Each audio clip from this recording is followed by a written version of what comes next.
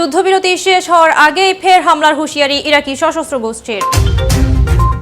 অবরোধের মাঝেই ঠিক কিভাবে হরমুজ পাড়ি দিচ্ছে ইরানি জাহাজ। ইতিহাসের ভয়াবহতম জ্বালানি সংকট কি বলছেন আইইএ প্রধান। কোন কৌশলে ওমান উপসাগরে ইরানি জাহাজ জব্দ করল যুক্তরাষ্ট্র। যুদ্ধের আগুনে ইউরোপে উত্তাপ, ফ্রান্সের ৬০০ কোটি ইউরোর ঝুঁকি। আসসালামু আলাইকুম দর্শক, আমন্ত্রণ নিরপেক্ষ আজকের বিশ্বের আলোচিত সর্বশেষ সংবাদে আপনাদের সঙ্গে আছি আমি মিমি মাজুমদার। দেখছিলেন প্রধান শিরোনাম, এবারে বিস্তারিত। যুদ্ধবিরতির মেয়াদ শেষ হওয়ার আগেই মধ্যপ্রাচ্যের পরিস্থিতি আবারও নতুন করে উদ্বেগের মুখে পড়েছে। চলমান উত্তেজনার মধ্যে ইরাক ভিত্তিক সশস্ত্র গোষ্ঠী সারায়া আউলিয়া আল দাম হামলা শুরুর হুঁশিয়ারি দিয়েছে। এতে পুরো অঞ্চলের নিরাপত্তা পরিস্থিতি আরও অনিশ্চয়তার দিকে ধাবিত হচ্ছে এবং নতুন সংঘাতের শঙ্কা তৈরি হয়েছে। বিস্তারিত ডেস্ক রিপোর্টে। মধ্যপ্রাচ্যে চলমান উত্তেজনার মধ্যে নতুন করে সংঘাতের শঙ্কা তৈরি হয়েছে। যুদ্ধবিরতির মেয়াদ শেষ হওয়ার আগেই ইরাক ভিত্তিক সশস্ত্র গোষ্ঠী সারায়া আউলিয়া আল দাম আবারও হামলা শুরুর হুঁশিয়ারি দিয়েছে, যা পুরো অঞ্চলের নিরাপত্তা পরিস্থিতিকে আরও অনিশ্চিত করে তুলেছে। গোষ্ঠীটির কমান্ডার আবু মাহদি আল জাফারি এক বিবৃতিতে জানিয়েছেন, তাদের যোদ্ধারা নতুন করে সামরিক অভিযান চালানোর জন্য পুরোপুরি প্রস্তুত। সামাজিক যোগাযোগ মাধ্যম টেলিগ্রামে প্রকাশিত এই বার্তায় তিনি দাবি করেন, ইতোমধ্যে ইরাক সহ আশেপাশের অঞ্চলে দখলদার শক্তির বিরুদ্ধে ২০০টিরও বেশি অভিযান পরিচালনা করেছে তাদের বাহিনী। তিনি আরও বলেন, সামনে আসা দিনগুলোতে এসব হামলার মাত্রা এবং তীব্রতা আরও বাড়ানো হবে। তার এই বক্তব্যকে বিশ্লেষকরা সরাসরি নতুন করে সংঘাত শুরুর ইঙ্গিত হিসেবে দেখছেন। এতে করে যুদ্ধবিরতি কার্যত অকার্যকর হয়ে পড়তে পারে বলেও আশঙ্কা করা হচ্ছে। যুক্তরাষ্ট্র ও ইরানের মধ্যে চলমান যুদ্ধবিরতি চুক্তির মেয়াদ আগামী ২২ এপ্রিল শেষ হওয়ার কথা রয়েছে। এই সময়সীমা ঘিরেই উত্তেজনা ক্রমেই বাড়ছে। বিশেষজ্ঞদের মতে, যদি যুদ্ধবিরতি নবায়ন না হয় তাহলে পুরো মধ্যপ্রাচ্য আবারও বড় ধরনের সংঘাতের মুখে পড়তে পারে। যুদ্ধবিরতির সময়সীমা শেষ হওয়ার আগেই এমন হুঁশিয়ারি মধ্যপ্রাচ্যের পরিস্থিতিকে আরও জটিল করে তুলেছে। এখন দেখার বিষয়, শেষ পর্যন্ত কূটনৈতিক প্রচেষ্টা পরিস্থিতি নিয়ন্ত্রণে রাখতে পারে কিনা, নাকি অঞ্চলটি আবারও নতুন করে সংঘাতে জড়িয়ে পড়ে। ফাহমিদা বিনতে আনোয়ার, নিরপেক্ষ। মধ্যপ্রাচ্যের কৌশলগত সামুদ্রিক পথ হরমুজ প্রণালীকে ঘিরে উত্তেজনা আরও বাড়ার মধ্যেই নতুন একটি ঘটনা সামনে এসেছে। যুক্তরাষ্ট্রের ঘোষিত অবরোধ উপেক্ষা করে ইরানের পতাকাবাহী একটি পণ্যবাহী জাহাজ ওই প্রণালী অতিক্রম করছে বলে জানা গেছে। বিস্তারিত ডেস্ক রিপোর্টে। মধ্যপ্রাচ্যের গুরুত্বপূর্ণ সামুদ্রিক করিডর হরমুজ প্রণালী ঘিরে চলমান উত্তেজনার মধ্যে যুক্তরাষ্ট্রের ঘোষিত অবরোধ অগ্রাহ্য করে ইরানের পতাকাবাহী একটি পণ্যবাহী জাহাজ প্রণালীটি অতিক্রম করছে। ঘটনাটি নতুন করে আন্তর্জাতিক অঙ্গনে উদ্বেগ সৃষ্টি করেছে। ইরানের আধা সরকারি সংবাদ সংস্থা তাসনিম নিউজ এজেন্সি জানিয়েছে, সুজা ২ নামের জাহাজটি ইতোমধ্যে হরমুজ প্রণালীতে প্রবেশ করেছে এবং এটি সফলভাবে পথ অতিক্রম করছে। জাহাজটি ইরানের গুরুত্বপূর্ণ বন্দর শহীদ রাজাই বন্দর থেকে যাত্রা শুরু করে ভারতের উদ্দেশ্যে রওনা দিয়েছে। বিশ্লেষকদের মতে, হরমুজ প্রণালী বিশ্বের অন্যতম ব্যস্ত ও কৌশলগত জলপথ, যার মাধ্যমে প্রতিদিন বিপুল পরিমাণ জ্বালানি ও পণ্যবাহী জাহাজ চলাচল করে। এই প্রণালীতে যে কোনো ধরনের উত্তেজনা বৈশ্বিক বাণিজ্য ও জ্বালানি সরবরাহে সরাসরি প্রভাব ফেলতে পারে। বিশেষজ্ঞদের ধারণা, যুক্তরাষ্ট্র ও ইরানের মধ্যে চলমান উত্তেজনার প্রেক্ষাপটে এই ধরনের ঘটনা ভবিষ্যতে আরও বাড়তে পারে। হরমুজ প্রণালীকে ঘিরে যে কোনো অস্থিতিশীলতা শুধু আঞ্চলিক নয়, বরং বৈশ্বিক অর্থনীতিতেও বড় ধরনের প্রভাব ফেলতে সক্ষম। অবরোধের মধ্যেও ইরানি জাহাজের এই চলাচল প্রমাণ করে, মধ্যপ্রাচ্যের ভূরাজনৈতিক পরিস্থিতি এখনও অত্যন্ত সংবেদনশীল। পরিস্থিতি কোন দিকে মোড় নেয় তা এখন আন্তর্জাতিক সম্প্রদায়ের জন্য গুরুত্বপূর্ণ পর্যবেক্ষণের বিষয় হয়ে দাঁড়িয়েছে। ফাহমিদা বিনতে আনোয়ার, নিরপেক্ষ। ওমান উপসাগরের বিস্তীর্ণ জলরাশিতে হঠাৎ করে সৃষ্টি হয় তীব্র উত্তেজনা।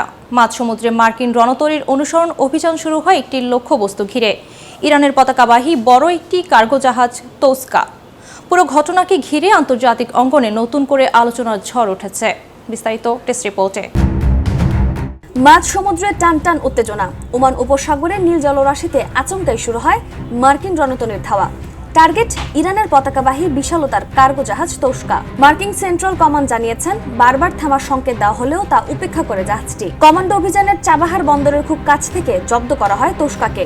বর্তমানে জাহাজের ক্যাপ্টেন ও ক্রুরা মার্কিন বাহিনীর হেফাজতে রয়েছেন। কিন্তু কেন এই নাটকীয় জব্দ? সেন্টকমের দাবি, তল্লাশিতে জাহাজটিতে বিপুল পরিমাণ সামরিক কাজে পুনর্ব্যবহারযোগ্য ধাতব পাইপ ও ইলেকট্রিক সরঞ্জাম পাওয়া গেছে। মজার বিষয় হলো এই তোশকা গত মার্চে চীনের সাংহাই ও মালয়েশিয়া হয়ে ইরানের দিকে আসছিল। ইরানের অভিজাত বাহিনী IRGC এই ঘটনাকে জলদস্যু হিসেবে অভিহিত করেছে। তাদের দাবি, ক্রুদের পরিবার সদস্যরা জাহাজে থাকায় তারা পাল্টা আক্রমণ থেকে বিরত ছিল।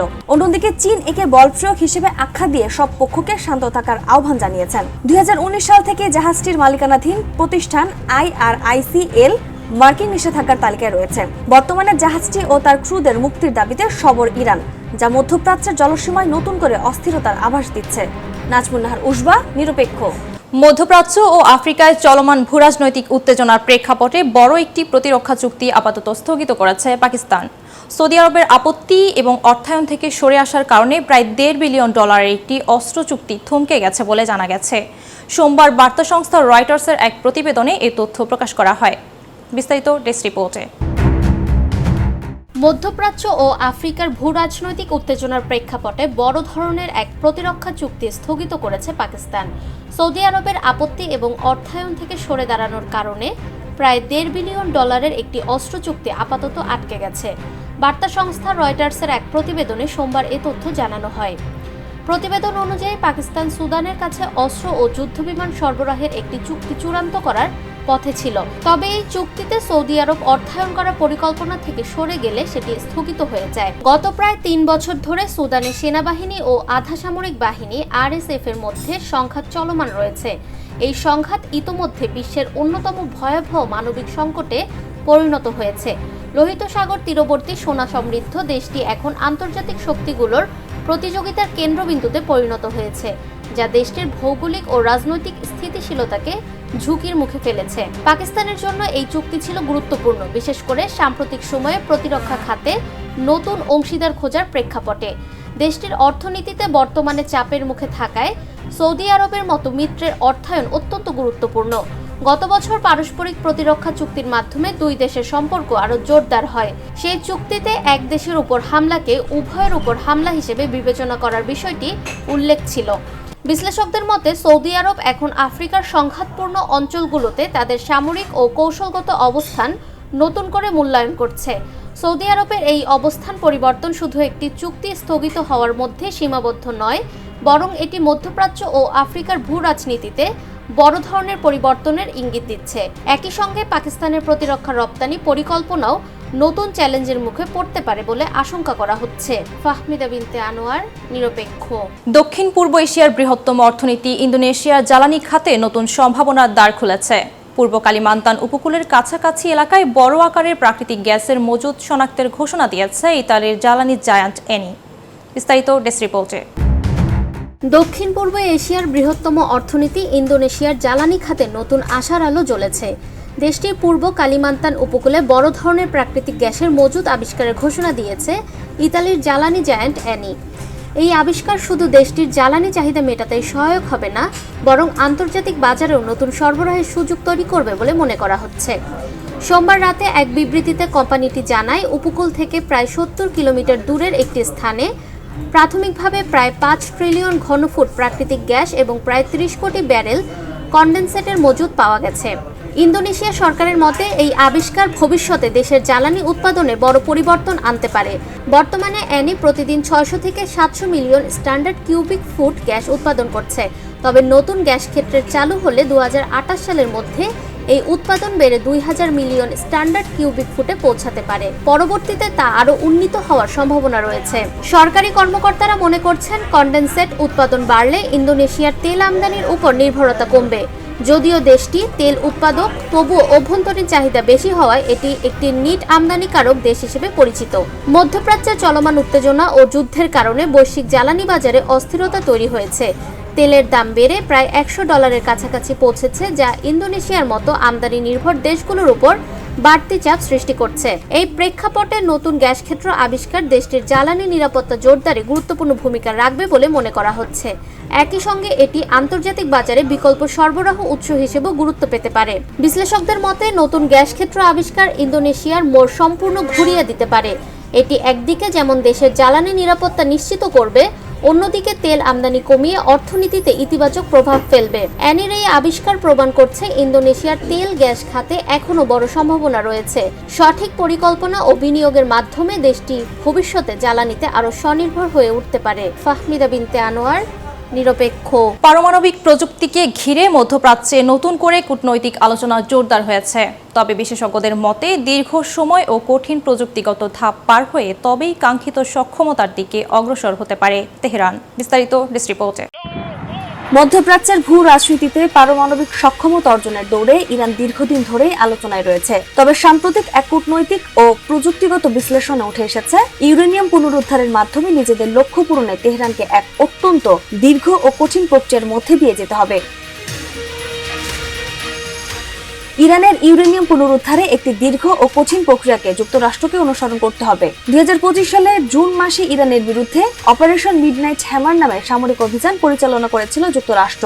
এই ইউরেনিয়াম পুনরুদ্ধার কঠিন হয়ে উঠেছে বলে মন্তব্য করেছেন তিনি। প্রেসিডেন্ট ট্রাম্পের মতে অপারেশন মিডনাইট হ্যামার ইরানের পারমাণবিক স্থাপনাগুলো ধ্বংস হওয়ায় সেখান থেকে নিউক্লিয়ার ডাস্ট পুনরুদ্ধার করা এখন একটি দীর্ঘ ও কঠিন চ্যালেঞ্জ। জাতিসংঘের পরমাণু প্রকল্প পর্যবেক্ষণ পরিষদ IAEA এক বিবৃতিতে জানায়, ইরানের কাছে 400 কেজি ইউরেনিয়াম আছে এবং এই ইউরেনিয়াম 60% পরিশুদ্ধ। এটি বিশুদ্ধতার মান 90% উন্নীত করা যায়। তাহলে এই ইউরেনিয়াম দিয়ে একের পর এক পরমাণু বোমা বানাতে পারবে ইরান। IAEA এর বিবৃতির কয়েকদিন পর ইরানের পরমাণু স্থাপনাগুলো লক্ষ্য করে অপারেশন রোয়ারিং লায়ন শুরু করে ইসরায়েল এবং এই সেনা অভিযান শুরুর কয়েকদিন পর অপারেশন মিডনাইট হ্যামার শুরু করে যুক্তরাষ্ট্র। দীর্ঘ 12 দিন ধরে চলা অপারেশন রোয়ারিং লায়ন এবং অপারেশন মিডনাইট হ্যামার এর জেরে ইরানের পরমাণু প্রকল্প সংক্রান্ত স্থাপনাগুলো প্রায় ধ্বংস হয়ে যায়। তবুও দেশটির পরমাণু মজুদের নাগাল পায়নি যুক্তরাষ্ট্র ও ইসরায়েল। আনাদোল এজেন্সির মতে গত 28 ফেব্রুয়ারি থেকে ইরানে যে সামরিক অভিযান শুরু করেছে যুক্তরাষ্ট্র ও ইসরায়েল, সেটির প্রধান লক্ষ্য ইরানের ইউরেনিয়াম আয়ত্তে আনা। নাজমুন নাহার, উসবা, নিরপেক্ষ।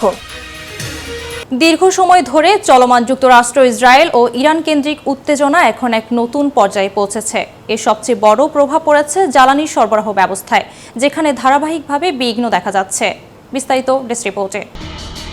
প্রায় 2 মাস ধরে চলা যুক্তরাষ্ট্র, ইসরায়েল ও ইরানের মধ্যে চলমান সংঘাত এখন শুধু একটি সামরিক লড়াই নয়, বরং এটি এখন বিশ্ব অর্থনীতি, জ্বালানি নিরাপত্তা ও ভূ রাজনীতির উপর বড় ধরনের প্রভাব ফেলেছে। বিশেষ করে জ্বালানির সরবরাহ মারাত্মকভাবে বিঘ্নিত হয়েছে। ইরান এবং মধ্যপ্রাচ্যের ভূ রাজনীতির প্রেক্ষাপটে যুদ্ধ বা সামরিক উত্তেজনা নিয়ে আলোচনার সময় কিছু নির্দিষ্ট শব্দ বারবার সামনে আসে। এই শব্দগুলো কেবল সামরিক পরিভাষাই নয়, বরং এগুলো এই অঞ্চলের রাজনীতি, কৌশল এবং শক্তির ভারসাম্য বোঝার চাবিকাঠি। হরমুজ প্রণালীকে কেন্দ্র করে সৃষ্ট ভূ রাজনৈতিক উত্তেজনায় বৈশ্বিক তেল সরবরাহের প্রায় 20% ঝুঁকির মুখে পড়েছে।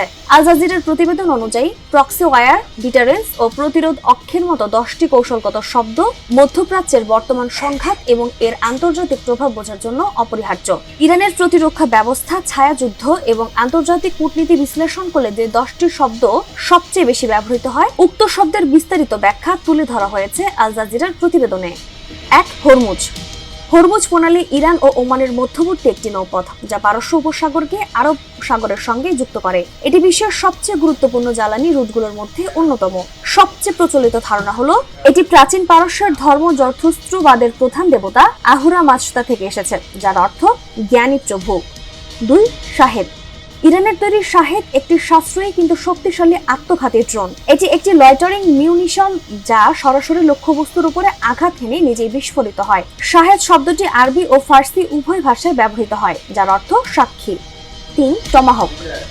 টমাহক উত্তর আমেরিকার আদিবাসীদের ঐতিহ্যবাহী এক ধরনের ছোট কুঠার। বর্তমানে এটি যুক্তরাষ্ট্রের তৈরি একটি অত্যাধুনিক ক্রুজ ক্ষেপণাস্ত্রকে বোঝায়, যা নিখুঁতভাবে দূরপাল্লার লক্ষ্যবস্তুতে আঘাত হানতে পারে। সম্প্রতি ইরানের বিভিন্ন স্থাপনায় এই ক্ষেপণাস্ত্র ব্যবহারের অভিযোগ উঠেছে। 4. মিনাব। ইরানের দক্ষিণাঞ্চলের গুরুত্বপূর্ণ একটি শহর মিনাব, যা কৃষি উৎপাদনের জন্য পরিচিত। এর অর্থ হচ্ছে স্বচ্ছ পানি বা নীল পানি, যা ওই অঞ্চলের উর্বরতা ও পানির সম্পদ প্রতিফলন। যুদ্ধের সময় এই শহর একটি স্কুলে হামলার ঘটনার কারণে আন্তর্জাতিক আলোচনায় আসে। 5. বাব আল মানদেব। বাব আল মানদেব হচ্ছে লোহিত সাগর ও এডেন উপসাগরের সংযোগস্থলের একটি গুরুত্বপূর্ণ প্রণালী। এর অর্থ অশ্রুর দরজা বা দক্ষিণ প্রবেশদ্বার। মূলত এই পথটি সুয়েজ খালের মাধ্যমে ইউরোপ এশিয়া বাণিজ্যের জন্য অত্যন্ত গুরুত্বপূর্ণ। 6. Operation epic Fury. এটি যুক্তরাষ্ট্র ও ইসরায়েলের যৌথ সামরিক অভিযানের কোড নেম। এপিক শব্দটি গ্রিক ভাষা থেকে এসেছে, যার অর্থ মহাকাব্যিক বা বীরত্বপূর্ণ। ফিউরিক শব্দটি এসেছে ল্যাটিন ভাষা থেকে, যার অর্থ হলো তীব্র ক্রোধ। 7. আয়াতুল্লাহ।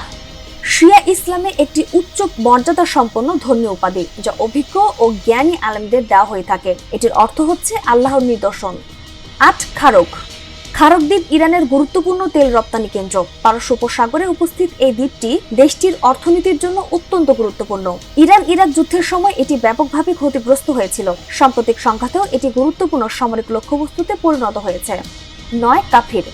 কাফের শব্দটি আরবি মূল ধাতু কাফারা থেকে এসেছে, যার অর্থ ঢেকে রাখা বা গোপন করা। ধর্মীয় প্রেক্ষাপটে এটি অবিশ্বাসী অর্থে ব্যবহৃত হয়। যুদ্ধের সময় শব্দটি নতুন করে আলোচনায় আসে, রাজনৈতিক ও সাংস্কৃতিক বিতর্কের কারণে। 10. খাতাম আল আনবিয়া।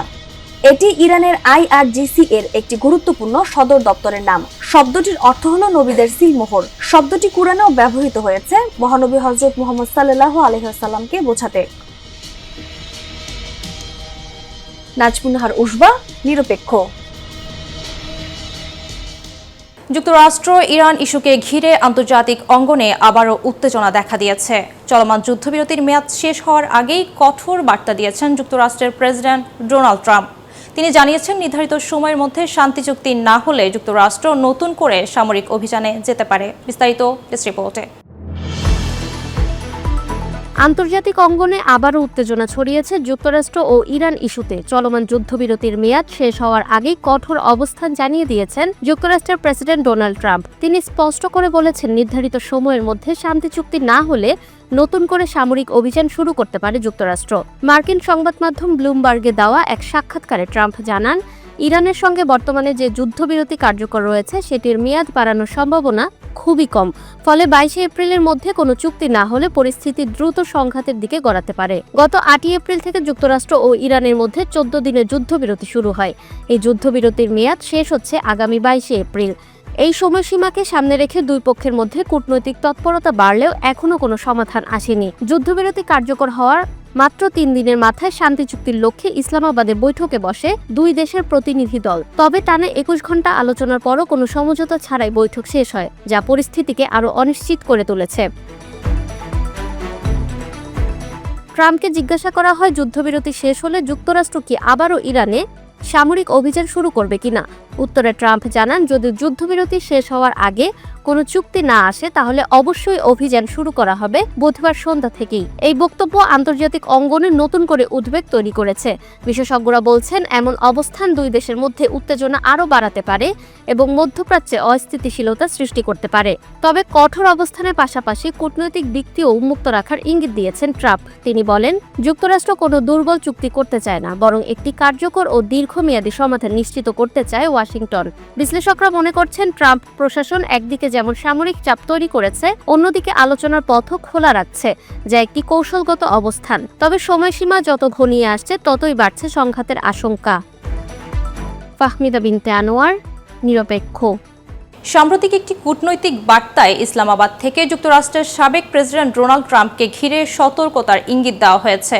এই ঘটনায় আন্তর্জাতিক অঙ্গনে নতুন করে নজর পড়াচ্ছে দক্ষিণ এশিয়ার কূটনৈতিক অবস্থানের দিকে। দর্শক, এ ছিল নিরপেক্ষ আজকের আলোচিত বিশ্বের সর্বশেষ সংবাদ। এতক্ষণ সঙ্গে থাকার জন্য ধন্যবাদ।